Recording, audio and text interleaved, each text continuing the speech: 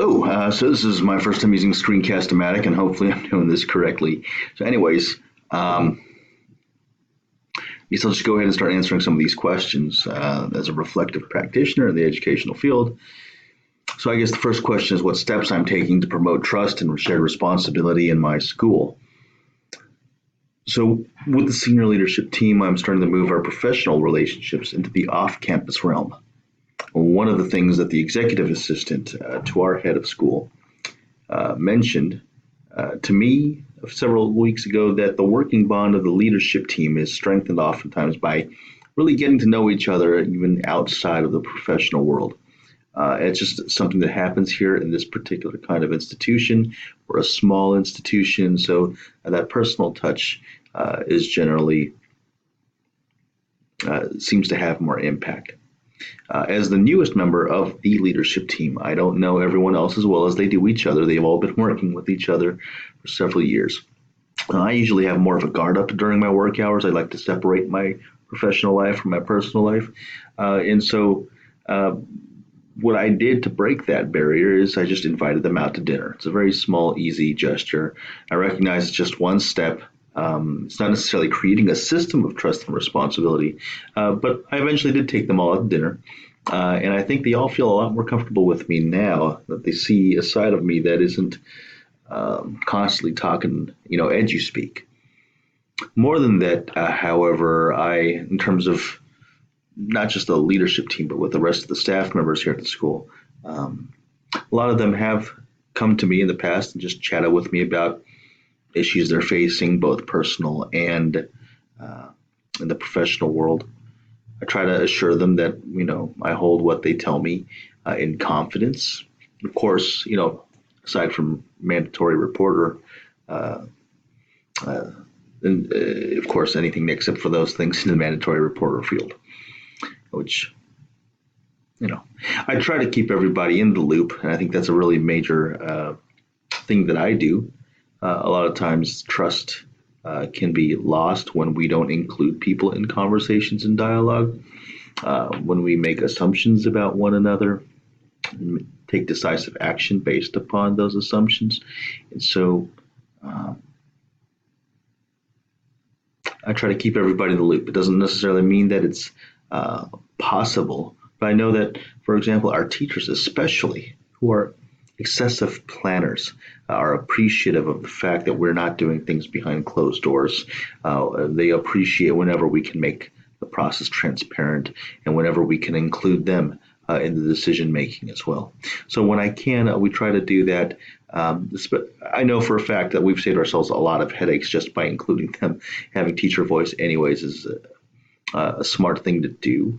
We don't do it with everything, obviously. We don't discuss salary schedules and things like that with them, but we definitely make it a point to include teachers when we can.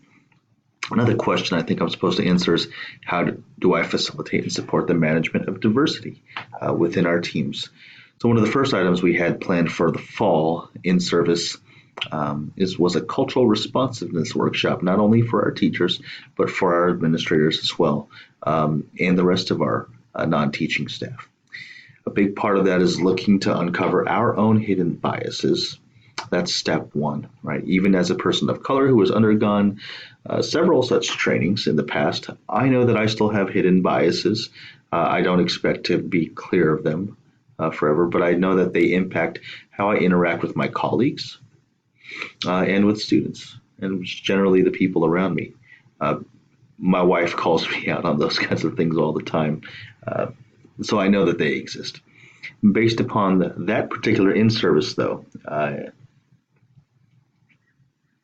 I hope to continue the dialogue, during my one-on-one meetings with those who report to me.